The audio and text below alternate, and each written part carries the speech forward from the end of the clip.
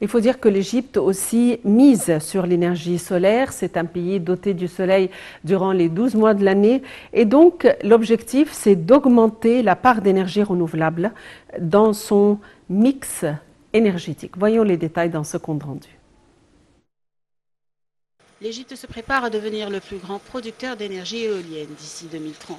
Selon le Centre des informations au soutien de la prise de décision relevant du Conseil des ministres, les énergies produites à partir du vent constituent 7,5% du total de l'électricité en 2022 et représenteraient 21% du total de l'électricité produite par le monde si celui-ci respecte les objectifs des émissions zéro carbone. Selon l'organisme égyptien des énergies renouvelables, la production totale d'électricité à partir des énergies renouvelables en Égypte au cours de l'année écoulée a atteint 25,59 milliers de gigawatts contre 23,97 en 2021. En première position vient l'énergie hydrique suivie de l'éolienne qui a atteint une capacité de production de 6,1 milliers de gigawatts en 2022 contre 5,39 en 2021. Il existe 3 principales stations éoliennes qui sont opérationnelles, produisant au total 1375 MW. Les Zafarana, Gabal el-Zit et la station privée du golfe du Suez qui produit 250 MW. L'Égypte est l'un des pays précurseurs dans l'installation de parcs éoliens. Les énergies renouvelables existent en Égypte depuis le début du 3e millénaire, et ce grâce aux zones qui, selon le plan étatique, devraient être urbanisées ou faire l'objet de développement comme les zones côtières de la mer Rouge, Zafarana, Gabel el-Zit et toute la côte de Suez, grâce à la nature géographique de la région et la vitesse des vents. Ces stations éoliennes approvisionnent toute la région en électricité. Les parcs éoliens ont attiré les investissements étrangers directs dans le cadre de partenariats.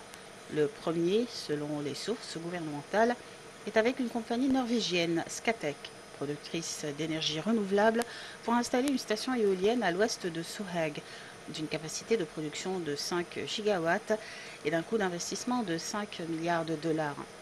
Le projet prévoit la création d'environ 8000 emplois pendant la période de construction et environ 300 emplois permanents.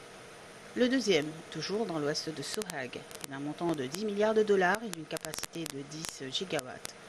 Le projet, qui sera l'un des plus importants parcs éoliens en Afrique, sera effectué par un consortium dirigé par la compagnie émirati Masdar avec Infinity Power et Hassan Allem pour les infrastructures. Un troisième projet sera mené par le géant saoudien des énergies renouvelables, Aqua Power, en dehors de la ville de Sohag, d'une capacité de 10 gigawatts et d'un montant de 6,5 milliards de dollars. Il devrait créer plus de 120 000 emplois directs et indirects tout au long de ces différentes phases.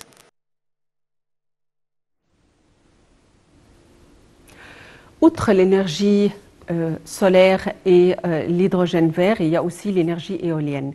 Et l'État déploie beaucoup d'efforts de manière à attirer des investissements dans ce domaine. Voyons les détails dans ce compte rendu. Le gouvernement a inauguré en 2018 le mégaparc solaire de Benban, s'étalant sur 37 km² de désert à quelques kilomètres d'Assouan. Il représente aujourd'hui l'essentiel du secteur photovoltaïque local. Mis en service en 2019, ce parc a une capacité de production de 1465 MW.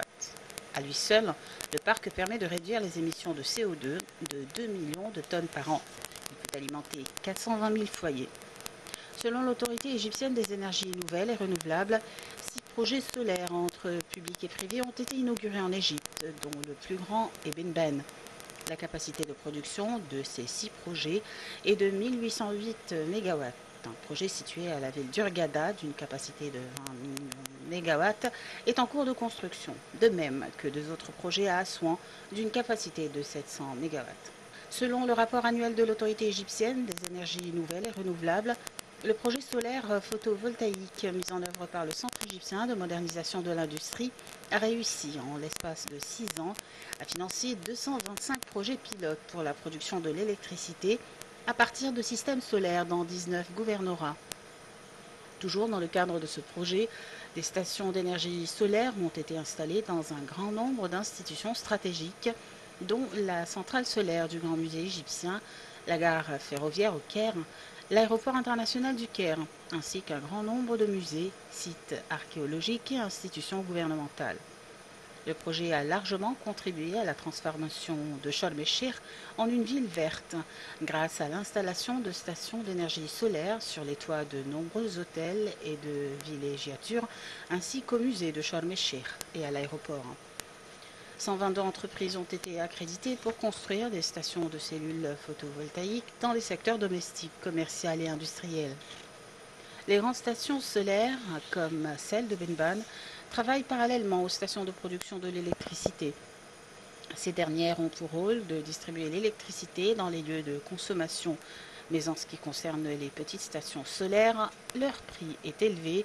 Les ménages ne les utilisent pas encore, mais on les utilise en revanche dans les usines et l'irrigation. L'État accorde des privilèges aux usines qui installent une station solaire en leur octroyant un prêt remboursable sur 5 ans avec un taux d'intérêt de 3,5% seulement. Le gouvernement cherche actuellement à fabriquer localement les panneaux solaires à travers des négociations avec des entreprises chinoises afin d'établir un complexe industriel intégral pour la production des panneaux solaires.